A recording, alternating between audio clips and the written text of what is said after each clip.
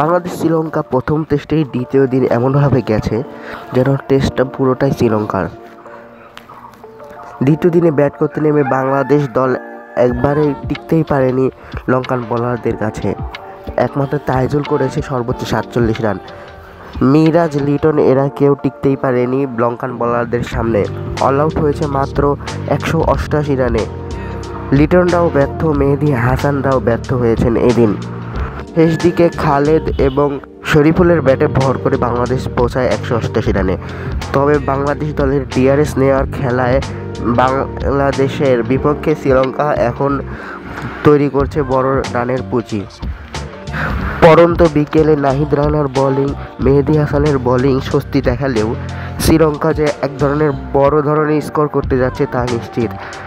শ্রীলঙ্কা প্রথমে মাত্র 64 রানে 4 উইকেট হারানোর পরও এখনও টিকে রয়েছে মাঠে। সব কিছু ঠিক থাকলে শ্রীলঙ্কার কাছেই যাচ্ছে প্রথম ম্যাচের টিকিট।